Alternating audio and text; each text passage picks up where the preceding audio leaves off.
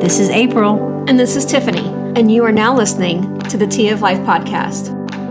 Welcome to today's episode of the Tea of Life podcast. We're ready because why? You tell your why and I'll tell my why. Okay, I am excited because, as you know, you may have heard on the episode we did 2 weeks back, we're going to Podfecta. And Podfecta is a podcasting conference. So just a quick update because we mentioned it on the show and we wanted to just say thank you to our listeners, to you guys out there. It's because of you that we even got to go, because you download and listen, because you give feedback through email, text, in the Facebook group, or because you come up to us when we're out in the community and you encourage us. And we want to say thank you. So we're going to clap for you. So we thank you. And this is also how it relates to you as a listener. So if you get a chance to be around others in your field, those who speak your language, doesn't it do something inside of you? It's like having a little personal cheering section and encourages you to learn from your mistakes and how to be in tune with how you shape your future. So my takeaway from this event, there was a lot of takeaways, but the application to the listener is that I want to be a consistent encourager. I want to connect with people. So hence our new Facebook group that we've kind of started and we want to build in the community there. So that's why I'm really excited. And I want to just, again, say thank you to our listeners. Yeah. You want to hear my why? Yes, I do. I think my why is better than your why. Do you want to know why? Yes, I want to know why you think your why is better than my why. Because my why has to do with the listeners. Wait, mine went to yours too. did too, didn't it? Yep. Oh, Totes. Okay. Sorry, my bad. But my why actually is because I am super excited to encourage our listeners today. Because as we know, our podcast is about encouraging people to live the life that they want to live.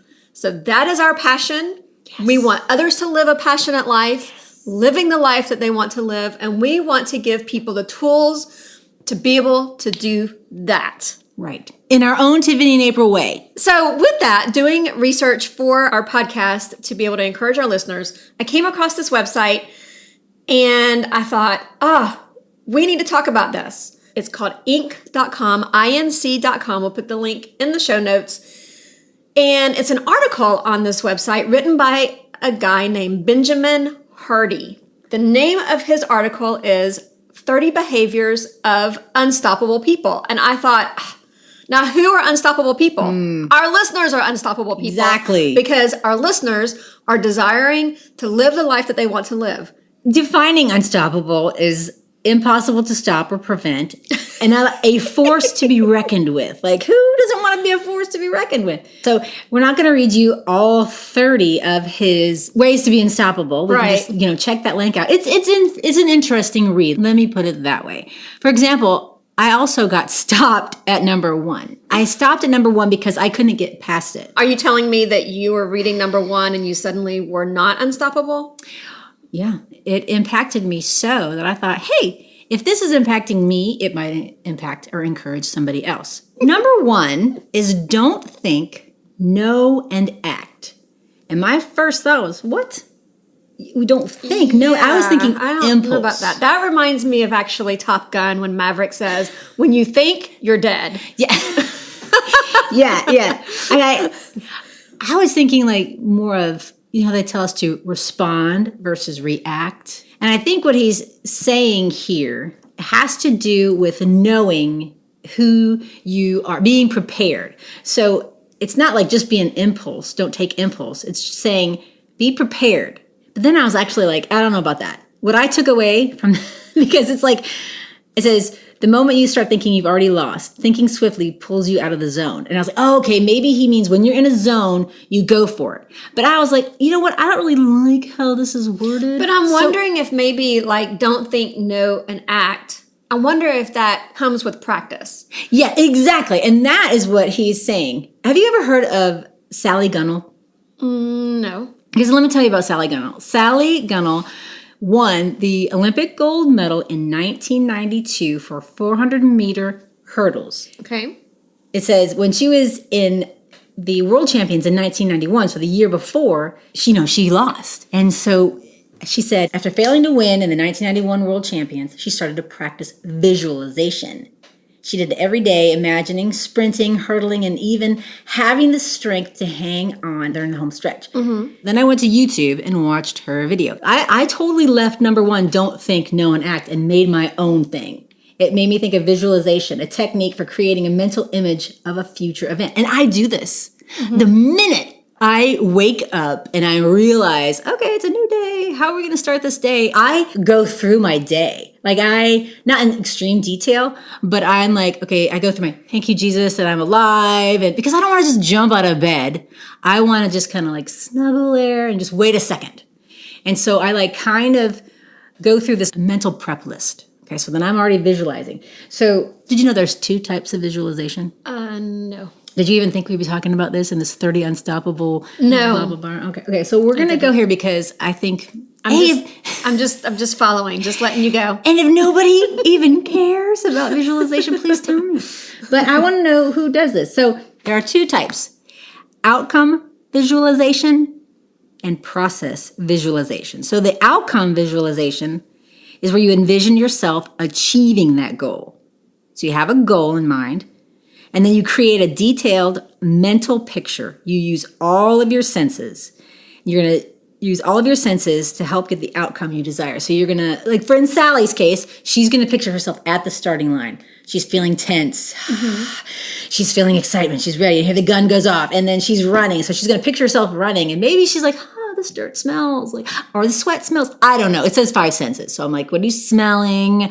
Maybe it's your own sweat, or what are you tasting? Maybe it's your sweat. I don't know why I keep focusing on sweat. I mean, she's running. That's one thing. So she's running, and then she's picturing herself making that first hurdle. She's making the next hurdle. And, how does it feel? Allow yourself. How does it to go to this? How does it feel when you cross the finish line? Give yourself yeah, I did it. And it could be, honey, it could be like, I did the dishes today. I'm gonna visualize.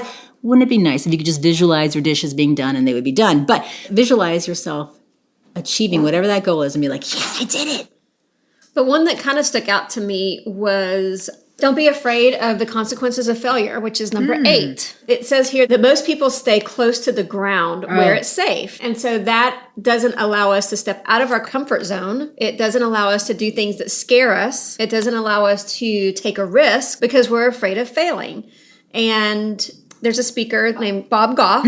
Yeah. And he actually says that no one ever fails by watching, that they only fail when they're trying. So no one moves forward by watching. And if you fail, you're still moving forward.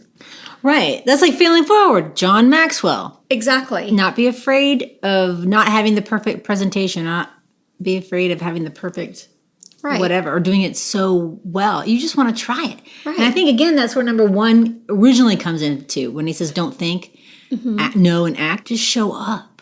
Right. Sometimes it's just as easy as that. I think sometimes, too, that our fear of failure is also due to our comparison to other people. Like we compare ourselves to other people, and we're afraid that if we try something and we fail, then we're going to look bad to someone else. So we only want to do the things that are safe.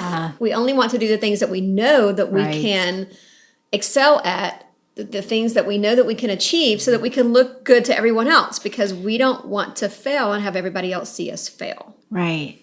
So that one was one of my favorites because it encourages me to keep moving forward and not being afraid of failure, but rather to when I do fail, to just get up and learn from that mistake, make a change or tweak it and try it again and again. Not the same way over and over again, because that's insanity, doing the same thing over and over again and expecting different results. So yeah, just trying things, it's okay. So there's one here that I like a lot, and that is number 14. He says, let your work speak for itself. We don't need to walk around always bringing attention to ourselves or the things that we've done or things that we've accomplished. And when we do this, we're not letting our work speak for itself. Constantly say, hey, did you see what I did? Yeah. Hey, did you know that, or hey, look here, look at me, look what I did, look what I can do, look at this. Instead of actually doing the work, walking away, and then someone seeing the work and going, oh my goodness, this is amazing. Who created this? Who did this? And if it's that good, they're going to go seeking the person who originated that work. Right. Wait, number 17? Oh, I really, really like this one. This one is surround yourself with people who remind you of the future, not the past. Yes. And I've heard of that in like when you want to grow in an area, you surround yourself with people who are already doing that well. So number 18, let things go, but never forget. We don't have to dwell on this one because we talked about that in our forgiveness episode. Forgiveness is freedom. So if you want to know what we think about that, you can refer back to episode number 41 and listen to that. Because it says that being unstoppable requires carrying no unnecessary mental or emotional baggage. And then he goes on to talk about having clear goals, which if you've ever heard any kind of motivational speech, you've always heard state your goals, make them clear. Right, because you're going to know where you're going. Right. Was it Zig Ziglar says, if you aim at nothing, you'll hit it every time. You got to know where you're going. And that's how you're unstoppable. That's how you become unstoppable. You have to have, no one else is going to take up your own charge. You have to be the one that takes up your own charge. You have to be the one that leads your own life. Number 21 was kind of interesting to me because it says choose simplicity over complication. And I love that because it talks about minimalism and simplify. Yes. And I think I try to overcomplicate things because I think too much. Again, don't think, know, and act. So I'm pointing at my own self. But so the Albert Einstein quote that he gives is, if you can't explain it simply, you don't understand it well enough. So I'm thinking about all the math equations that I apparently don't understand well enough. So I'm not going to even try to explain them. Right. So never be jealous or envious of someone else's accomplishments. I think that speaks for itself. Right. And you know what? Take a step back and let that person shine. Let that person have the spotlight. And you don't have to have the last word. Absolutely. You can just applaud them. And that is so freeing when you let somebody else win. Yeah. And that's the whole not bringing attention to yourself as well. Right. Allowing the attention to be on the other person. Right. Because being unstoppable means you generally want the best for everyone, even those you would consider your competitors. Jealousy and envy are from the ego, which operates out of fear. Wow. And, okay. Yeah. So you are in control of you, he says. There is no one who can do exactly what you can do. You have your own superpower with your own unique ability to contribute. And that's what you're going to do. So it's like we each have our own voice. That's where it comes in to, there are so many books out there and there's so many podcasts out there and there's so many people out there, but you know what? Everyone has a story to tell. Everyone's voice is important. Pat somebody on the back and tell them why they meant something to you or say thank you. 23 says, take the shot every time. And that actually reminds me of a Mark Twain quote, 20 years from now, you will be more disappointed by the things that you didn't do than by the ones you did do. So throw off the bowlines, sail away from the safe harbor, catch the trade winds in your sails, explore, dream, discover. You miss every shot you don't take. And most people don't want to take the shot. Fear of failure paralyzes them. Or feeling like you were talking about earlier, feeling like looking silly or stupid. Oh, I just missed that shot. I'm thinking, of course I missed the shot. I'm not a basketball player. Or even basketball players miss shots. And they train for that. Right. All right. So moving on down the list, he talks about making time for recovery and rejuvenation. He goes on to say, start before you're ready, which reminded me of our very first podcast, Brave, which actually we recently discovered is our 5th largest downloaded podcast that we have, which blows my mind. Whether people listen to it is one thing, but it's downloaded, the 5th highest one. That's right. So the last 2, if you need permission, you probably should not do it. So I think that we're just going to sit here and dwell on that just for a moment. Hold on. Just think about that. So who gives you permission to do something, Tiffany? Who gives me permission? Yeah, who gives you permission? You are in charge of your own person. You know what? If you do something, and of course you're going to have your compass, your moral compass, or your why to reflect why you do things. But it's like, own it. If you give yourself permission and you make a bad choice, you make a bad mistake, own it, learn from it, move on. Put a bow on it, wrap it up, whatever. Move on. All right, so the last one that he talks about is don't make exceptions. That actually reminded me of a book that Joyce Meyer wrote called Living Beyond Your Feelings. And it says controlling emotions so that they don't control you. One of the biggest excuses that we hear is, I didn't feel like it. And if we didn't do everything that we didn't feel like doing, we would never do anything. I would just sit on the couch all day because I don't feel like getting off the couch. That's a whole nother And let me podcast. ask you, do you think that Jesus felt like dying on the cross for us? Probably not. No, Maybe I he don't did, think that 'cause he he's probably got up that morning and said, "Oh, yay, this is what I'm going to do today." Yes, and the Bible even No. tells us he agonized over it. You Yes, know, so he I get did. you. He did not want to do that, but he knew that it would be totally worth it, and he did. Just going all biblical on us. Yep. Becoming unstoppable. Just own it. My takeaways were be in control, own it, don't be afraid to fail.